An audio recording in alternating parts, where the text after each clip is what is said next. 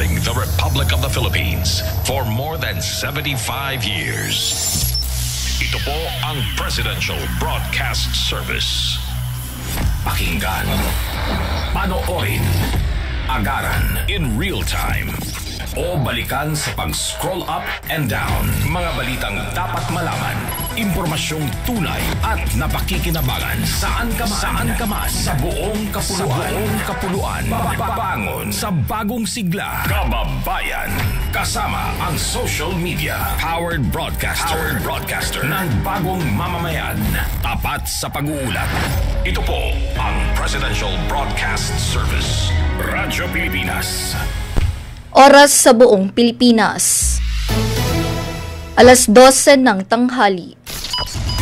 Mula sa pinakamalawak na newsroom sa buong Pilipinas, ito ang Radyo Pilipinas News Update. Magandang tanghali Pilipinas, magandang tanghali Bicolandia. Narito na mga balitang nakalap sa oras na ito. Para sa unang balita, PNP Bicol nagpaabot ng tulong at pakikiramay sa kasamahang namayapa. Ang buong ulat kay Gary Carl Carillo.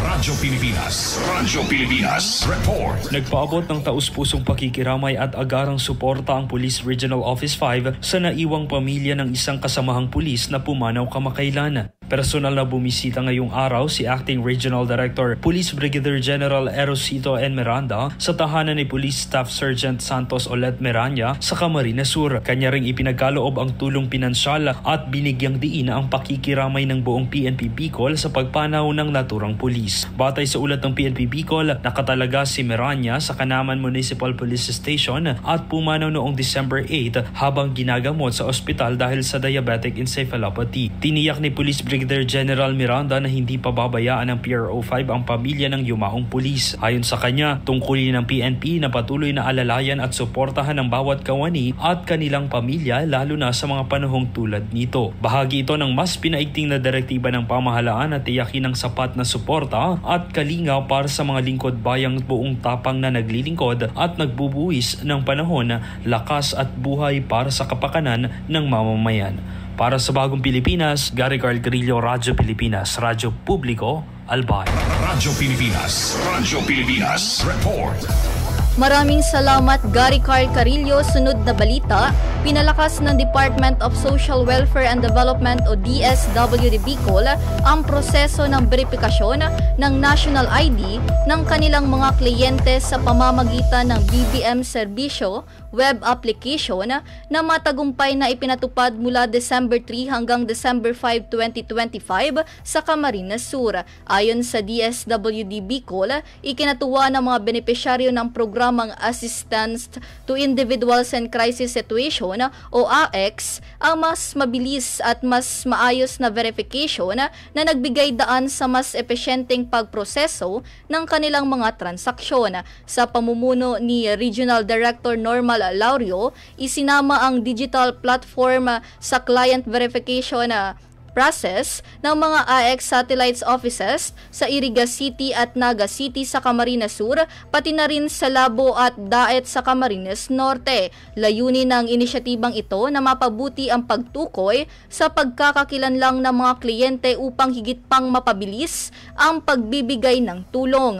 Ang programa ay bahagi ng suporta ng DSWD Bicol sa direktiba ni Pangulong Ferdinand Marcos Jr. na pahusayin ang serbisyo publiko at advokasya ni DSWD Secretary Rex Gatchalian na isulong ang digitalization sa ahensya para sa mas epektibong paghahatid ng serbisyo sa mamamayan. Dagdag na balita, Coast Guard District Bicol nagsagawa ng Wasar Expo. May balita si Eman live mula sa labas. Eman?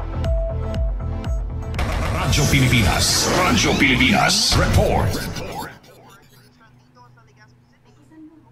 Kasalukuyang isinasagawa ng Coast Guard District Bicol kasama ang iba pang uniform at disaster response agencies ang taunang Wazar Expo sa Kabikulan 2025 ngayong December 10, 2025. Layunin na Expo na palakasin ang kahandaan at koordinasyon ng water search and rescue sa pamamagitan ng iba't ibang aktibidad na tampok ang pagsasanay, makabagong teknolohiya at pagtutulungan ng mga ahensya.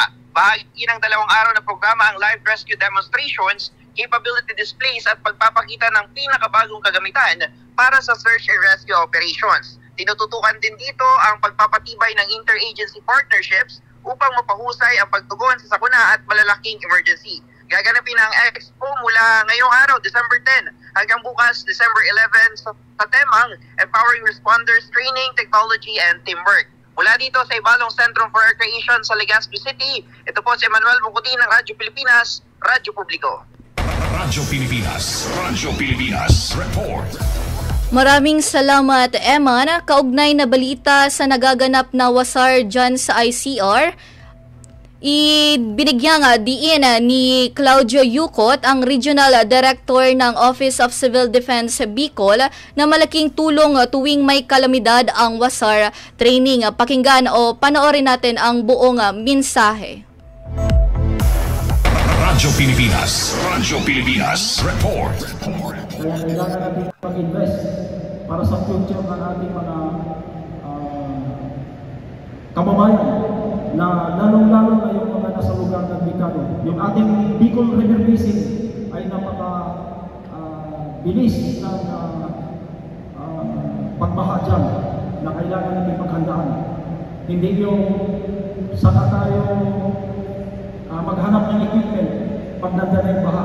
Late na mo yun. So meron ng kalas o na ibuwis na buhay. Late na mo yun. Kaya mas malayo pa, wala pang nangyari. Kailangan mag-invest tayo ng mga equipment para magagamit natin. At hindi lang yung equipment. Kailangan natin mag-invest sa training ng wasak. So yun po ang ating purpose sa umagang ito. At welcome po kayo sa activity na ito. At nagpapasalamat din ako sa Philippine Coast Guard, lalo-lalo na rin ang Rondan na pinungunahan itong activity na ito. At kailangan, sabi ko sa kanya, kailangan natin ipaalam yan sa lahat, hindi lang sa ating mga uniform services. Dapat alam yan ng buong Bicol, lalo-lalo na sa mga LCAs at saka sa mga local marine officers. So, as I said, welcome po sa ating lahat sa activity nito. Magandang umaga po. Radyo Pilipinas, report. We know you're all... At yan po ang buong mensahe mula kay Claudio Yucot, ang Regional Director ng OCD Bicol. Para sa ating huling balita ngayong umaga, naghatid ng munting regalo at inspirasyon ang Kiwanis Club of Daragang Magayon sa kabuuang 70 individual na may pediatric cancer sa Bicol Cancer Center ng Bicol Regional Hospital and Medical Center o BRHMC. Bukod sa pamamahagi ng mga regalo, nag-abot din sila ng fruit boxes at nagsagawa rin ng pep talk upang palakasin ang loob ng mga pasyente at bigyan sila ng pag-asa sa gitna ng kanilang laban sa sakit. Ayon sa Kiwanis Club, ang aktibidad ay bahagi ng kanilang signature project na Hope Support na layong magbigay ng suporta, pag-asa at empowerment sa mga individual na dumadaan sa may hirap na sitwasyon. Tiniyak ng grupo na patuloy silang magiging katuwang ng komunidad sa pagbibigay ng malasakit at inspirasyon, lalo na sa mga individual na nangangailangan ng dagdag lakas at saya. At yan po ang mga balitang nakalap sa oras na ito. Para manatiling updated, like at i-follow ang aming social media accounts sa Facebook, TikTok, Instagram at X. I-search lamang ang Radyo Pilipinas Albay. Buong pwersang magbabalita. Ito po si Diana Mendez, Radyo Pilipinas, Radyo Publiko Albay. We know you're always on the go. Pero ang mahuli sa balita is always a big no-no. Kaya Radyo Pilipinas is here to keep you updated. Reliable news delivered to you as it happens. Para sure na wala kang mamimiss. Bookmark our website at www.radiopilipinas.ph. Follow us on Twitter at Radyo Pilipinas 1 and like us on Facebook at www.facebook.com/Radyo Pilipinas 1. Together, let's dismiss disinformation. Radyo Pilipinas,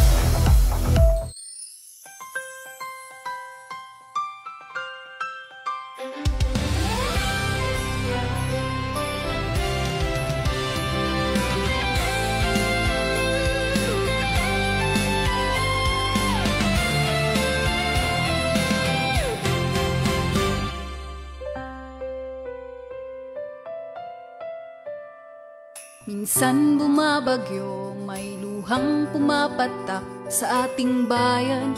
Sa bawat sulok may bakas, ngunit sa dilim may ilaw na magliliwanag. Ang boses sa himpapawid nagpapaabot ng yakap. Taon mang Pasko sa bilog na probinsya, alisa sa hindong istasyon, Radyo Pilipinas Albay.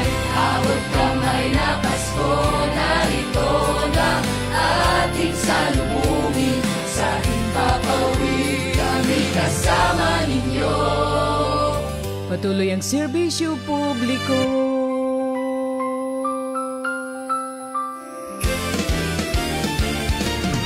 Naaalala mo bang panahon ng pagsubok? Nagkaurusad ang kabos, may nagpaabot ning tabang. Ang bawat albayano, pusong handang umagapay.